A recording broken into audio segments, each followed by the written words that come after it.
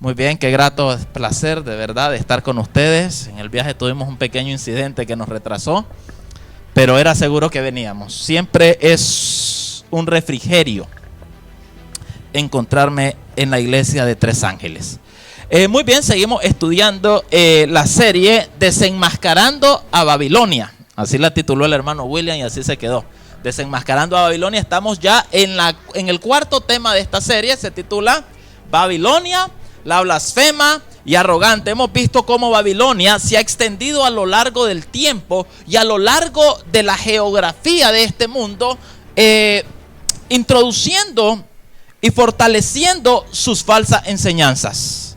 También hemos visto cómo Babilonia se ensoberbece. Hemos visto cómo también Babilonia ejerce su dominio y sus engaños. Y hemos visto cómo Babilonia efectivamente está llena de demonios. Pero hoy veremos otra faceta de Babilonia. Y es que Babilonia es un poder religioso, blasfemo y arrogante. Vamos a ir por favor al libro de Apocalipsis, al capítulo 17, al verso 4 y el verso 5. Apocalipsis capítulo 17, versos 4 y 5. Dice el texto: y la mujer, esa mujer vestida, dice, de púrpura y escarlata, y adornada de oro, de piedras preciosas y de perlas, y tenía en la mano un cáliz de oro lleno de abominaciones y de la inmundicia de su fornicación. El verso 5: y en su frente un nombre escrito, un misterio: Babilonia la grande, la madre de las rameras y de las abominaciones de la tierra. Es interesante cómo se nos presenta a Babilonia. Mientras la iglesia de Dios está vestida del sol, que representa la justicia de Cristo, Babilonia se viste de púrpura, se viste de escarlata. Babilonia se viste de oro y de piedras preciosas. Desde sus inicios, Babilonia tuvo un objetivo. ¿Recuerdan el inicio de Babilonia? Vamos por favor al libro de Génesis, libro de los comienzos, libro de Génesis en el capítulo 11, y vamos a leer los versos 2 y 3. ¿Cuál fue el propósito con el cual Babilonia fue fundada? Y aconteció que cuando salieron de oriente hallaron una llanura en la tierra de Sinar y se establecieron allí. Verso 3: y se dijeron unos a otros: vamos, hagamos ladrillo y cosámoslo con fuego. Y les sirvió el ladrillo en lugar de piedra y el asfalto en lugar de mezcla. Verso 4: y dijeron: vamos, edifiquemos una ciudad y una torre cuya cúspide llegue al cielo, y hagámonos un nombre por si fuéramos esparcidos por la faz de la tierra. Babilonia quería hacer algo interesante, y es que quería llegar al cielo. Y Babilonia quería tener un nombre propio. Es interesante lo que en la Biblia se nos enseña acerca del nombre. En la Biblia, nombre tiene dos aspectos importantes. El nombre representa el carácter, pero también representa la pertenencia.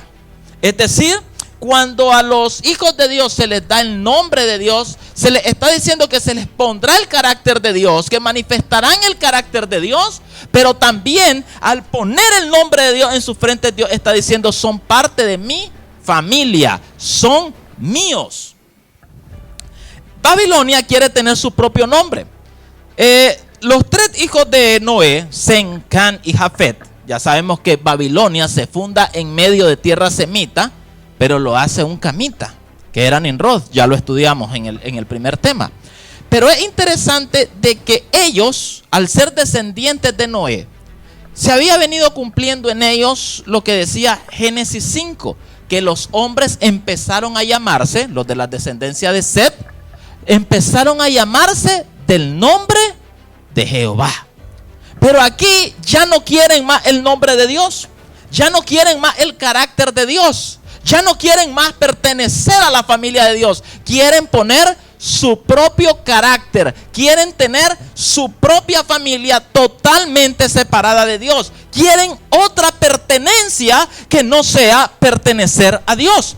Quieren también, el otro objetivo era llegar al cielo por sus propios esfuerzos, por su propio trabajo.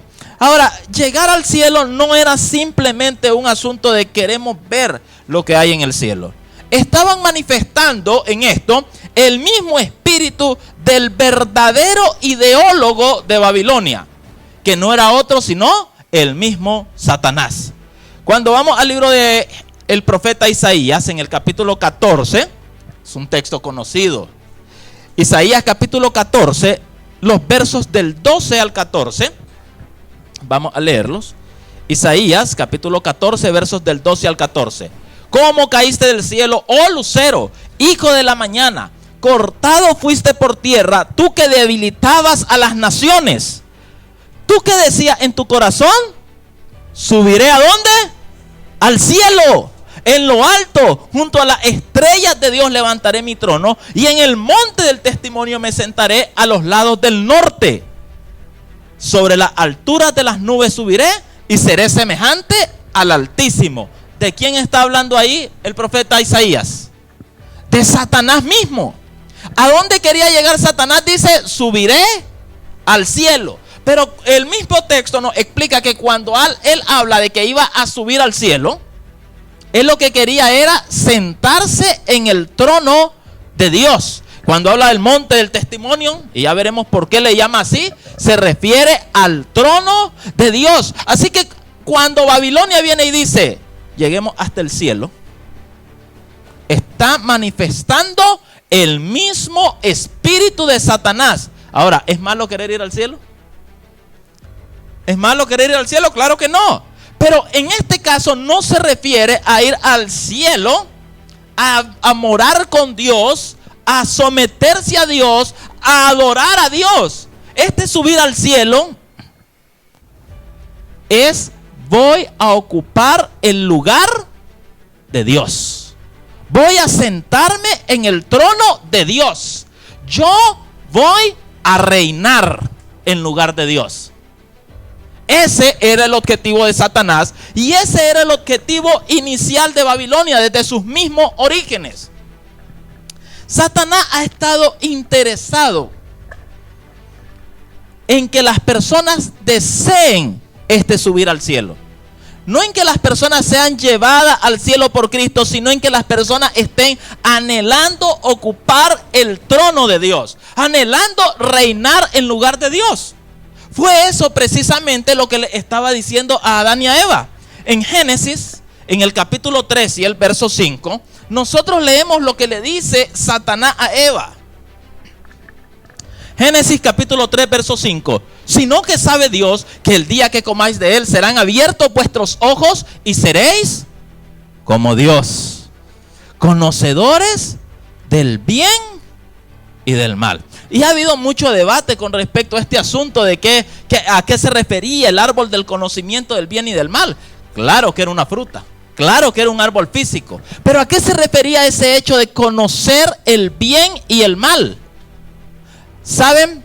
Hay un solo ser en todo el universo, la deidad, Padre, Hijo y Espíritu Santo, que pueden definir lo que está bien y lo que está mal.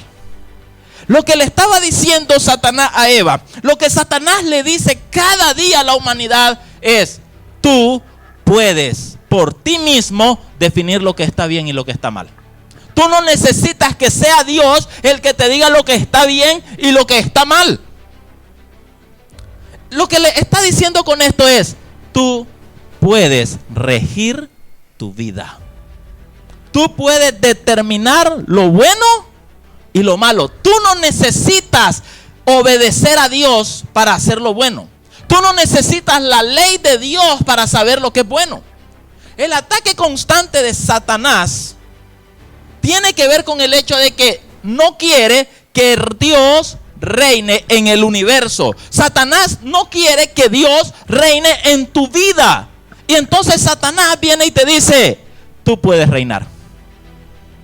Tú puedes decidir lo que está bien y lo que está mal. Tú no necesitas a Dios. Tú no necesitas que Dios te diga qué es lo bueno. Tú no necesitas que Dios te diga qué es lo malo.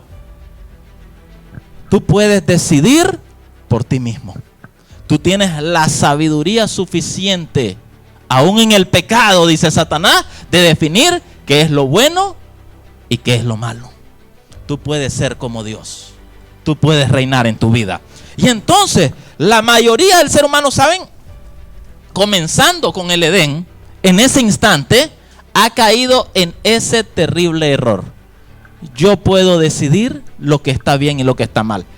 Tú puedes decidir si quieres hacer lo bueno o si quieres hacer lo malo. Pero tú no puedes decidir qué es lo bueno y qué es lo malo. Eso solo lo hace Dios. Y saben, tristemente, dentro del mundo que se dice cristiano, esto ha tenido eco. Yo decido lo que está bien y lo que está mal. Dios dice, acuérdate del día de sábado para santificarlo. Dios es el que puede decidir qué día es bueno santificar y cuál no. ¿Tiene Dios la potestad como rey del universo para definir eso? Ah, claro que sí. Pero ha venido las personas y diciendo, un momento, yo puedo decidir lo que está bien y lo que está mal. Así que no, para mí es el domingo, para mí es el lunes, para mí es el viernes. No, Dios ya dijo y Él es el que puede definir. Dios ha dicho, no cometerás adulterio. Dios ha dicho, no tienes por qué estar buscando otras mujeres. Ya tienes a tu esposa. Bueno, cabe para las mujeres. Ya tienes a tu esposo, no tienes por qué andar buscando a otro. Pero entonces vienen muchos y dicen, pero es que ya no soy feliz y es malo que yo sea infeliz. Así que como yo tengo derecho a buscar mi felicidad, entonces yo voy a buscar por otro lado. Lo mismo, es el mismo mensaje del Edén satánico llegando con eco hasta nosotros. Tú puedes definir lo que está bien y lo que está mal. Y como está mal que estés con tu esposa o tu esposo porque ya no lo quieres, porque ya no te gusta, porque ya se arrugó, porque ya le salió panza, porque cada vez, ¿verdad? Y ya cuando entran a cierta edad, pueden venir los problemas de la menopausia y los cambios de humor y todo. Entonces ya no. No se trata de eso. Dios ha dicho, quédate con tu esposa. Dios ha dicho, quédate con tu esposo. ¿Y saben qué dice Pablo? Paréntesis acerca de esto. A muchos no les gusta. Primero a los Corintios 7. Dice, mando no yo, sino el Señor. La que se separa de su marido, quédese sin casar o reconcíliese con su esposo. Así dice. Pero no, vienen otros, pero es que yo tengo derecho. O vienen otros, yo tengo derecho. No, tú no. Tú tienes derecho a decidir si quieres hacer lo bueno y hacer lo malo. Pero hay de aquel que a lo bueno llama malo y a lo malo llama bueno. ¿Por qué? Porque hay un hay. Y un día vamos a tener estudios de lo hay en la Biblia. Porque hay un hay de parte de Dios. Ese cuidado, te va a ir muy mal si haces eso. Porque cuando tú estás queriéndole llamar a lo bueno malo y a lo malo bueno, tú estás poniéndote en lugar de Dios, pretendiendo definir qué es lo bueno y qué es lo malo. Tú estás pretendiendo regir el universo y poner tus pensamientos sobre las leyes eternas de Dios. Cuidado con eso. Entonces, desde el inicio, Satanás quería que tú rigieras tu vida. No quiere que Dios sea rey, quiere que tú te sientes en el trono. Y entonces ha hecho de todo para lograr esto y te ha engañado. Es muy interesante porque Satanás desea que tú te sientas Dios. La tentación a Eva es la tentación que se hace detrás de cada manifestación de tentación que tienes en tu vida. Lo que Satanás te está diciendo es: sé tú el Dios de tu vida, sé tú el rey de tu vida, sé tú quien defina lo que está bien y lo que está mal. Y Babilonia deseaba y sigue deseando ese trono. ¿Saben? Babilonia, y esto tiene que ver mucho con la blasfemia, porque a veces tomamos la blasfemia y no entendemos y empezamos a decir que fulano dice que esto es blasfemia. La Biblia nos define qué es blasfemia y nosotros debemos aprender a usar definiciones bíblicas. Vamos a ver las definiciones de blasfemia que nos da la palabra de Dios. Vamos a ir al Evangelio de Juan. Evangelio del apóstol Juan, capítulo 10. Y hay una pugna aquí entre Jesús de nuevo y los fariseos. Y miren lo que dice Jesús. Vamos a leer desde el versículo 31 hasta el verso 33. Juan capítulo 10, versos 31 al 33. Entonces los judíos volvieron a tomar piedras para apedrearle. Jesús les respondió: muchas buenas obras os he mostrado de mi Padre. ¿Por cuál de ellas me apedreáis? Le respondieron los judíos diciendo: por buena obra no te apedreamos, sino por la blasfemia, porque tú, siendo hombre, te haces Dios. Claro, en el caso de Jesús no era blasfemia. Obviamente Jesús es Dios. Pero esta es una de las definiciones bíblicas de blasfemia. Es cuando alguien pretende ser Dios. Cuando tú quieres tomar los atributos de Dios sobre ti. Cuando quieres venir y decir: yo soy como Dios. Cuando tú y yo no somos Dios. Eso es blasfemia. Hay algunos atributos comunicables de Dios, pero hay atributos incomunicables. Estos atributos incomunicables son los que hacen que Dios sea Dios. Por ejemplo, Dios es todopoderoso. ¿Hay algún otro ser que no sea Dios que sea todopoderoso? No, Dios es todopoderoso. Dios es omnisciente. ¿Hay algún otro ser que sea omnisciente? Dios es omnipresente. ¿Hay algún otro ser que no sea Dios que es omnipresente? Dios es inmortal. ¿Hay algún otro ser que no sea Dios que sea inmortal? Ahí dudan. No, la Biblia dice, carta a Timoteo, el único que tiene inmortalidad, la inmortalidad del alma, y predicar eso es una blasfemia, porque está haciendo que las personas tengan un atributo de Dios que es la inmortalidad. Cuidado con eso. El único que tiene inmortalidad es Dios. El único ser eterno es Dios. El único ser que tiene vida en sí mismo es Dios. Estos atributos incomunicables, el único que tiene poder creador es Dios. Nadie más tiene poder creador. Estos atributos incomunicables son los que hacen que Dios sea Dios. Y cuando algún ser, alguna entidad, alguna institución pretende tomar sobre sí atributos divinos, eso es blasfemia. Muy bien, otra definición de blasfemia. Vamos al Evangelio de Marcos. Vamos al Evangelio de Marcos, capítulo 2. Y vamos a leer, por favor, los versículos 5 al 7. Recuerdan, llevaron a aquel paralítico, lo bajaron por el techo, haciendo el hoyo en el techo. Y dice el texto: al ver Jesús la fe de ellos, dijo al paralítico: hijo, tus pecados te son perdonados. Estaban allí sentados algunos de los escribas, los cuales cavilaban en sus corazones. ¿Por qué habla este así? Blasfemias dice. ¿Quién puede perdonar pecados si no solo Dios? Es interesante porque al ser Jesús Dios, Jesús puede perdonar pecados.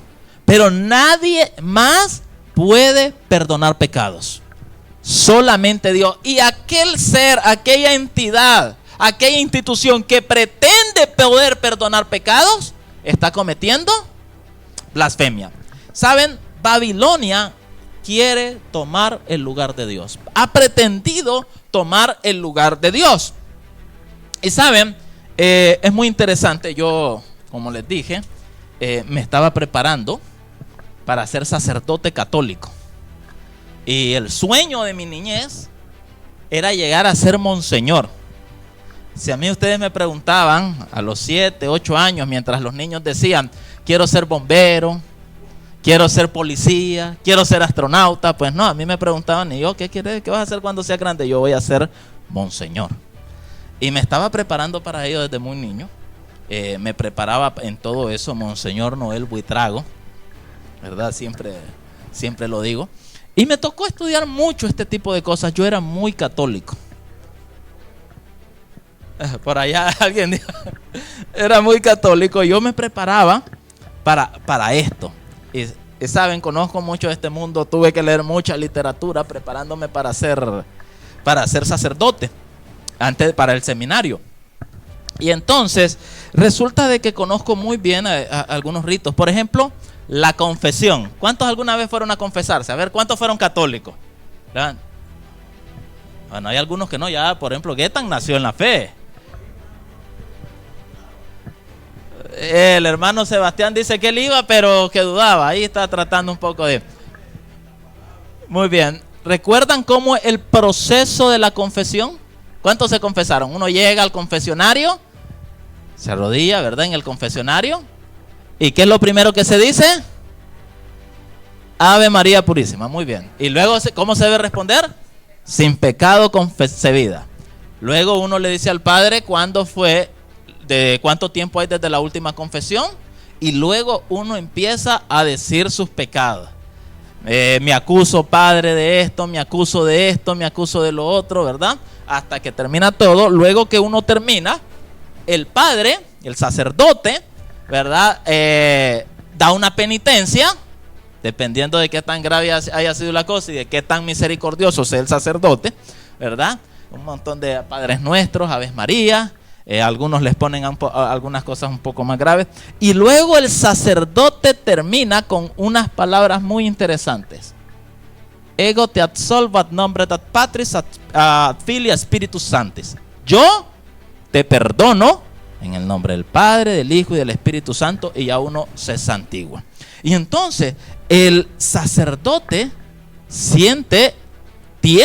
dice yo te perdono. Y alguno dirá, oh, pero es que lo hace en el nombre del Padre, del Hijo y del Espíritu Santo, no es en el nombre de él. Muy bien. Hay un libro muy interesante, lo leí en mi niñez y por ahí lo tengo. Ya casi no, ahora prefiero en digital porque ya lo tengo viejito y no quiero dañarlo. Se llama Misiones Parroquiales. Misiones Parroquiales es un libro oficial que se debe estudiar. Y es un libro oficial de la Iglesia Católica, Apostólica y Romana. Va diciendo cómo se interpretan y cómo los distintos credos, los distintos sacramentos, las distintas actividades de la iglesia y cómo se deben realizar en las parroquias. Voy a leerles, lo había enviado, pero ahí está. Ok, vamos a ponerlo ahí para ver si lo pueden leer de ahí. Es el libro Misiones Parroquiales. Quien lo quiera lo puede buscar. No sé si yo lo tengo en digital, también se los puedo pasar al que lo quiera. Páginas 444 y 445. Vamos a leer entonces. Ahí está. Ok, se mira un poquito pequeño porque tuve que hacer una captura para poder enviársela a William. ¿Quién podrá expresar la dignidad del sacerdocio y la grandeza del sacerdote? Miren qué pregunta. Grande, miren lo que dice. Grande era el primer hombre, pues que Dios lo había establecido rey del universo. Falso, Adán nunca se lo estableció rey del universo, pero así dice el libro. Grande era Moisés, que con una palabra separó las aguas del mar. Grande era Josué, que dijo al sol, sol, detente, y el sol se detuvo. Pues bien, hay un hombre más grande todavía. Hay un hombre que diariamente abre las puertas del cielo y dirigiéndose al Hijo del Eterno, le dice: descended de vuestro trono. Venid para que yo os coloque donde me plazca, para que yo os dé a quien me parezca, para que yo os inmole a vuestro Padre.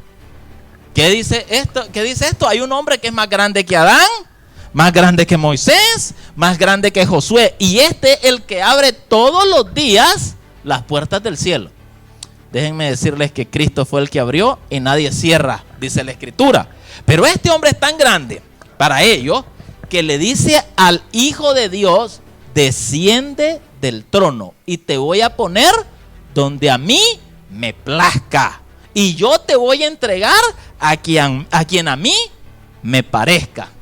Medio arrogante, por decirlo menos. Dice: para que yo os inmole a vuestro padre. Por eso es que en el catolicismo son sacerdotes. El sacerdocio implica el sacrificio, el hacer el sacrificio. Entonces yo dice, te voy a sacrificar ante el Padre.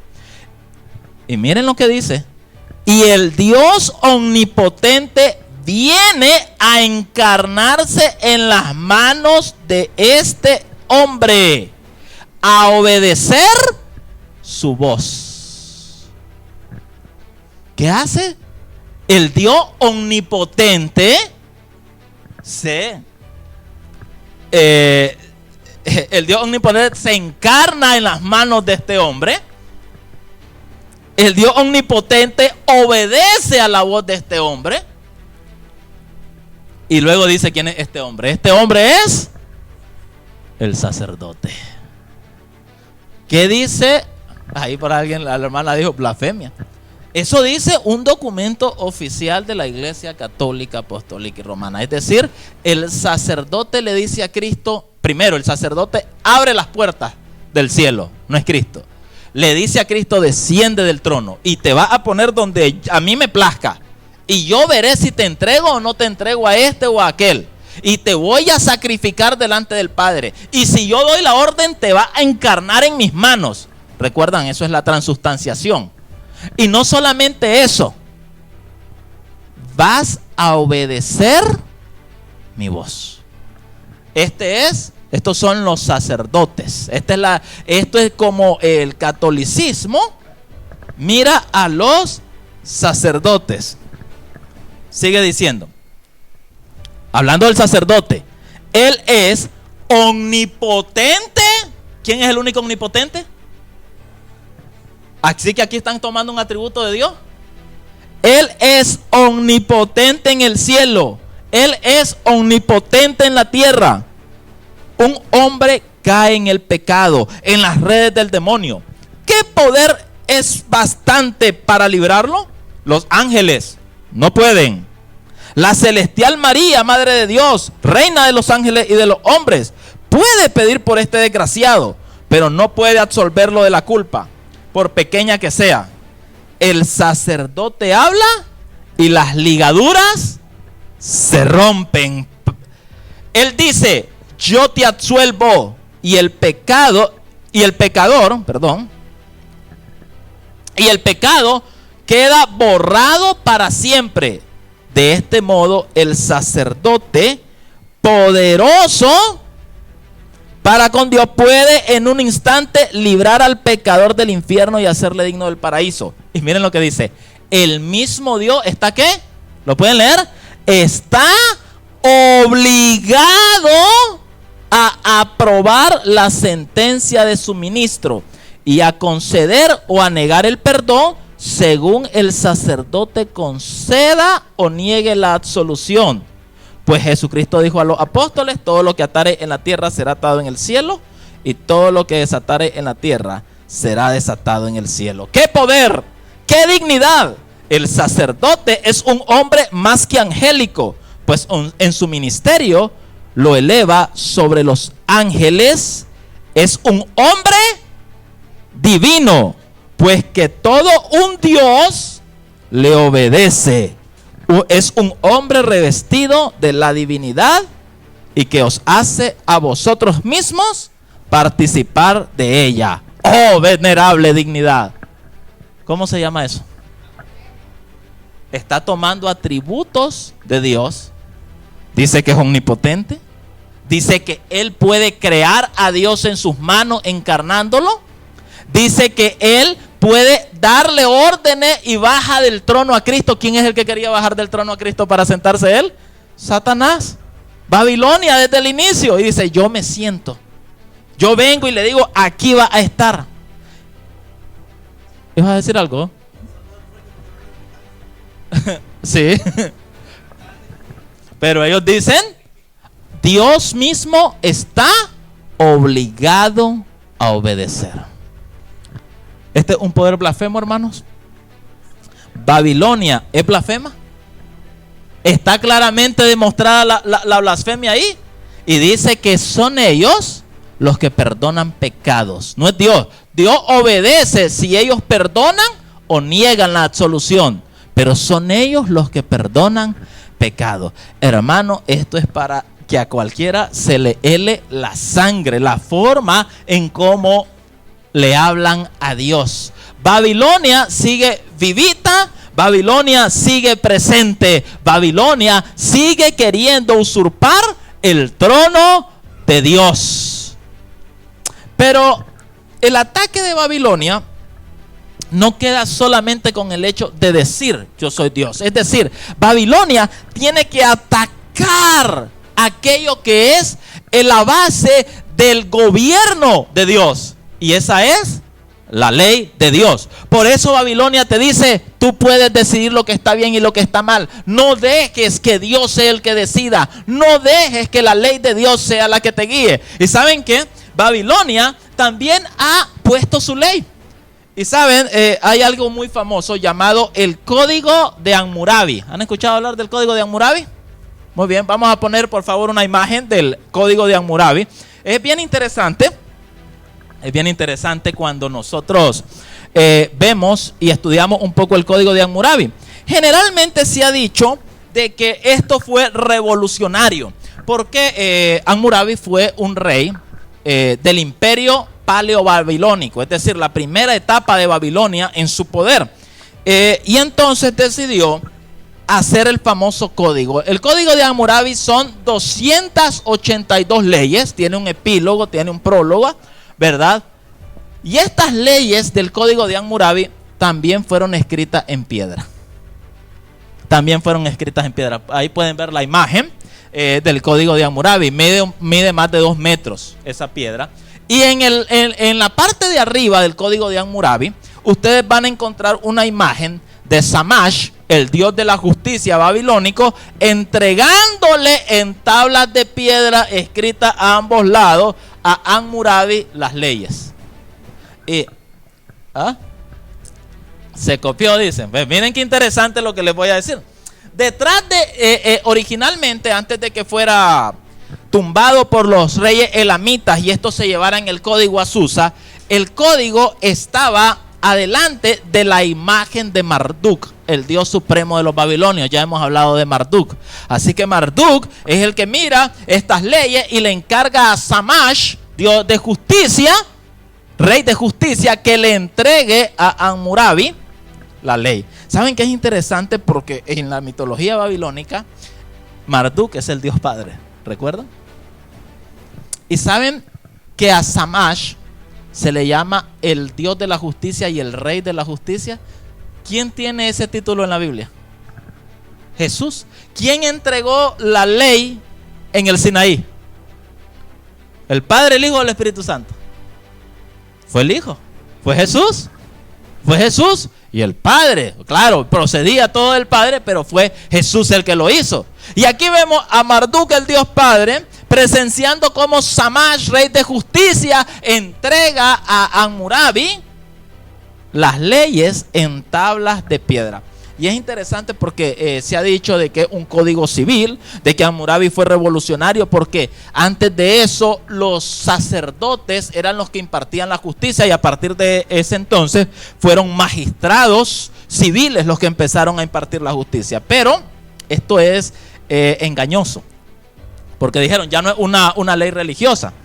Desde el momento que esa es la imagen que reinaba, ya sabemos que era religiosa. Y si ustedes leen el epílogo, el prólogo, perdón, ustedes van a encontrar, y el epílogo, van a encontrar palabras muy interesantes. Yo me lo leí todito, prólogo, epílogo y las 282 leyes. Y ustedes van a encontrar de que dice que Shamash, rey de justicia, me entregó a mí, a Hammurabi, a quien Bel ha decidido. Bel es otro de los dioses babilónicos. Ha entregado el reino para hacer justicia al débil contra el fuerte, para que todos vivan en armonía según las leyes del cielo, las leyes de los dioses. Me entregó a mí las leyes para hacerlas cumplir. Pues bien, él ha tenido a bien ponerme a mí para reinar sobre los hombres. Ese es un principio babilónico, que los dioses ponen a los reyes.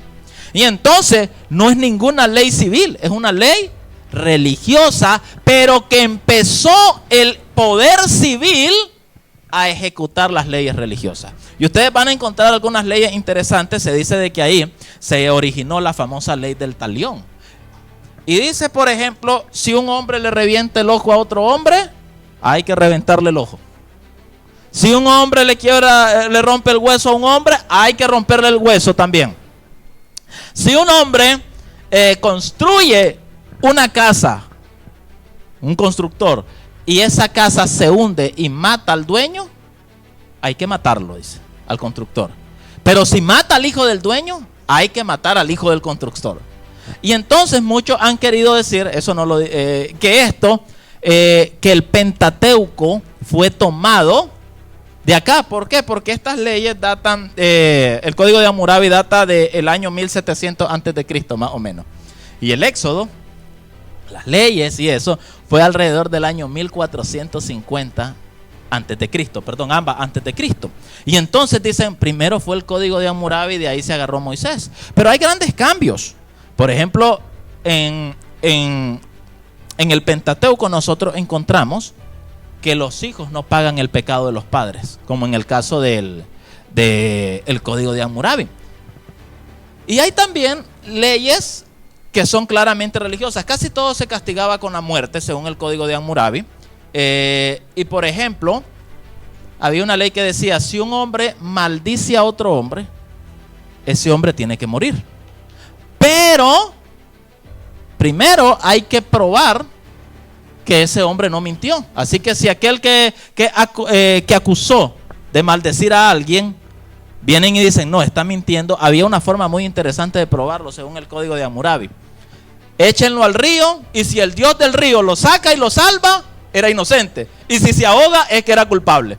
Entonces, al final eran los dioses los que determinaban. Y al final los magistrados civiles simplemente estaban cumpliendo las leyes religiosas. Así que no fue que, ahora una separación de iglesia y Estado. No, todo lo contrario. Fue el Estado cumpliendo las leyes de la iglesia babilónica. Y entonces alguien dice, un momento, pero esto fue antes todavía de lo de Moisés. Y entonces de ahí Moisés sacó muchas cosas. Pero es que ese es el problema de no leer bien la Biblia. Y ese es el problema de estar viendo películas de Hollywood acerca de la Biblia. Lo repito, siempre me gusta decirlo. Las películas bíblicas son la versión del diablo acerca de la Biblia. Porque cuando nosotros vemos, por ejemplo, esa película que tanto gusta, Los 10 Mandamientos, y está, ¿verdad?, Charlton Heston ahí en el Sinaí, y ve como el torbellino de fuego, y sale el dedo de Dios y empieza a escribir en las tablas del Sinaí. Y la gente cuando lee el Éxodo, ¿verdad que a la mayoría de ustedes que han visto esa película, esa es la imagen que se les viene? Ya empieza Satanás a hacernos creer algo que no es así. ¿Cómo es posible? ¿Cuál fue primero? ¿El Código de Hammurabi o los 10 Mandamientos? El Código de Hammurabi fue en el año 1700 y lo del Éxodo fue en el año 1450, todo eso antes de Cristo. Así que era para atrás. Muy bien, vamos a ver algo interesante, por favor. Vamos al libro de Éxodo, capítulo 20. Y es que el problema es de que le creemos más a Hollywood que a la Biblia. Éxodo, por favor, el capítulo 20, que es el donde se dan los 10 mandamientos. Y vamos a leer el versículo 1, que es donde empiezan a narrarse los 10 mandamientos. Éxodo 20, capítulo 20, verso 1. Y habló Dios todas estas cosas diciendo, y luego empieza también tiene un prólogo y también tiene un epílogo, los 10 mandamientos. Y luego viene, yo soy Jehová tu Dios que te sacó de la tierra de Egipto de casa de servidumbre.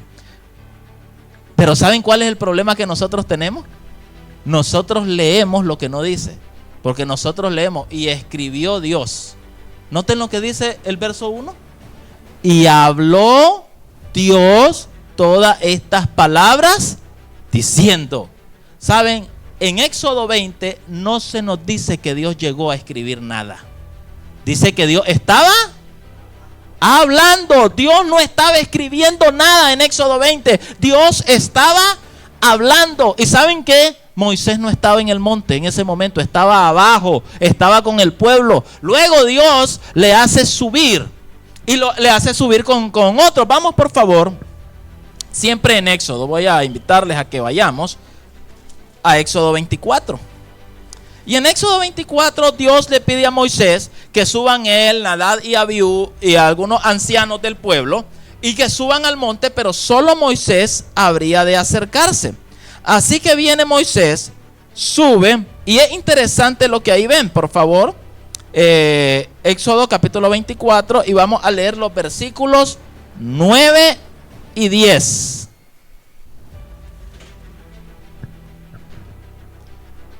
Dice: y subieron Moisés y Aarón, Nadab y Abiú, y 70 de los ancianos de Israel. Y vieron al Dios de Israel, y había debajo de sus pies como un embaldosado de zafiro, semejante al cielo cuando está sereno. ¿Qué es lo que llegan a ver? Llegan, suben y miran a Dios. ¿Cuál era el objetivo de estar ahí? Por favor, un poco más adelante, ahora en el verso 12. Entonces Jehová dijo a Moisés: sube a mí al monte y espera allí. ¿Y qué va a hacer? Y te daré tablas de piedra y la ley y mandamientos que he escrito para enseñarle. ¿En Éxodo 20 se le dieron tablas de piedra a Moisés? No, le dice: sube, porque yo tengo algo que tengo que darte. Y son tablas de piedra. Y esas piedras, dice, tienen la ley y los mandamientos que yo ya he escrito. Pero no lo escribió en Éxodo 20, porque en Éxodo 20 nos dice: habló Jehová diciendo. No dice que escribió nada. Dice: yo ya he escrito en unas tablas de piedra las leyes, y yo te las voy a entregar, esas tablas de piedra. Ahora, ¿en qué tipo de piedra se escribieron esas leyes? Saben, en la Biblia nada está por casualidad. La piedra en la que fue escrita se menciona un poco antes, verso 10, cuando en el hebreo, esto es parte de la gramática hebrea, ya se ha mencionado el material del que está hecho un objeto. Una vez que se menciona, ya no necesita volver a especificar. Entonces Jehová dijo a Moisés: subí a mí al monte y espera allá y te daré tablas de piedra. No, por favor, el 10 habíamos dicho. Y vieron al Dios de Israel, y había debajo de sus pies, que había en el estrado de los pies de Dios, como un embaldosado de zafiro, semejante al cielo cuando está sereno. ¿Saben de qué color es el zafiro? Ahí mismo lo dice, como el cielo cuando está sereno. Si ustedes van al libro de Ezequiel, por favor, vamos a ir al libro de Ezequiel, del profeta Ezequiel,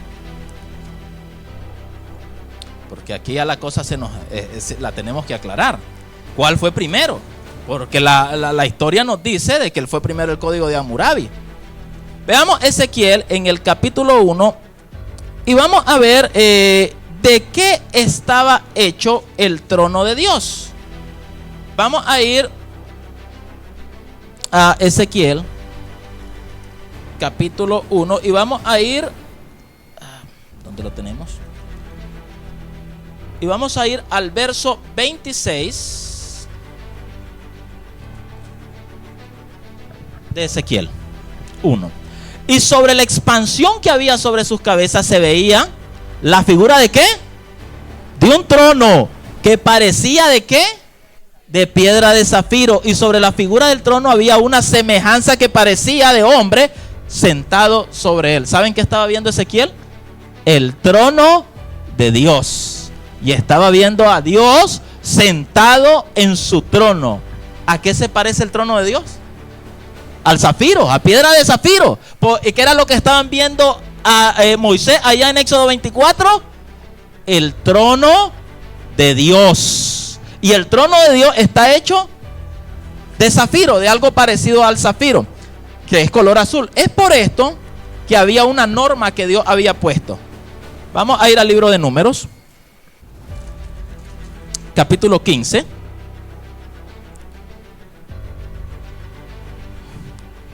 Números, capítulo 15. Y vamos a ir, por favor, al verso 37 y 38.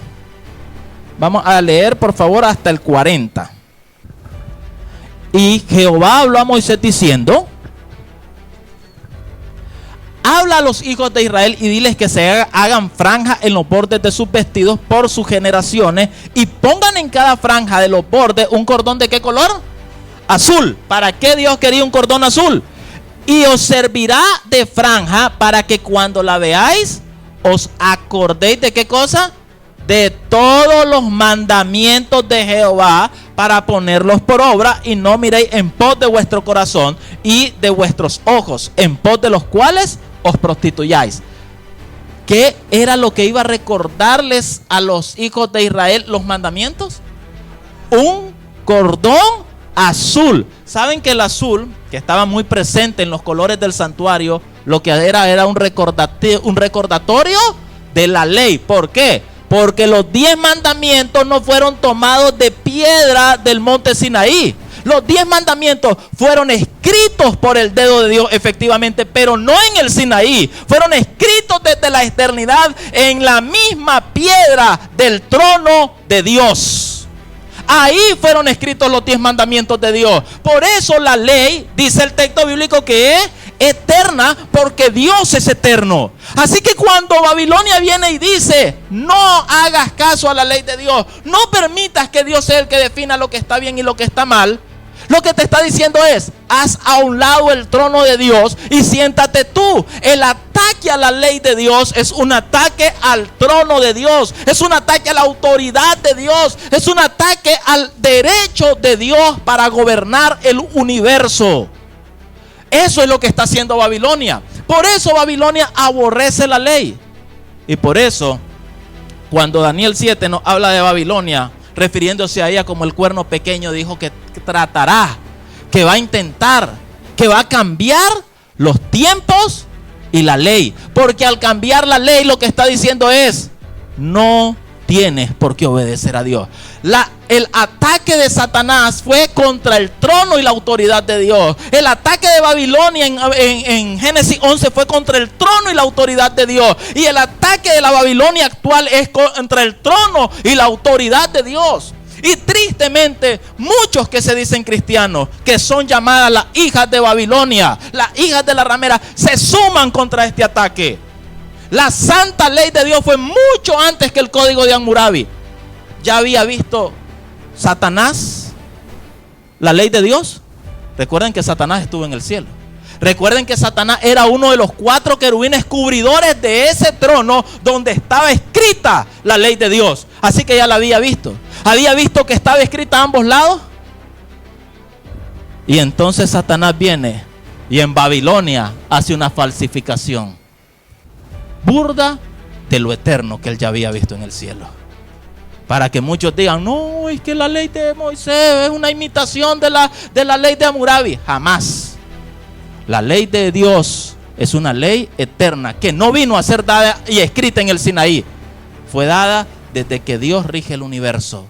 Es el cimiento de su trono. Y Satanás está atacando eso. Y Babilonia, la arrogante y blasfema, está atacando eso. Hoy es necesario que decidamos. Cada día es un día que nos lleva a decisiones. ¿Quién reinará en tu vida? ¿Seguirás obedeciendo los engaños de Satanás diciéndote: tú puedes ser tu propio Dios, tú puedes ser tu propio rey, tú puedes decidir lo que está bien y lo que está mal? ¿Seguirá en ese engaño de muerte, pretendiendo subir al cielo para ocupar el trono de Dios? ¿O al contrario, hoy caerás rendido a los pies de Cristo Jesús, diciéndole: tú eres mi rey, tú eres mi Dios, y si llego al cielo será porque tú me llevarás para seguir postrado delante de ti por la eternidad, alabándote? Yo reconozco que eres tú y solamente tú, Dios, el que puede decidir lo que está bien y lo que está mal. Yo me someto a tu voluntad de amor. ¿Qué camino vas a tomar hoy? ¿Seguirás en el camino de muerte? ¿O el día de hoy decidirás que Dios reina en el universo, pero también reina en tu corazón? ¿Cuántos queremos decirle a Dios que Él es el que reina?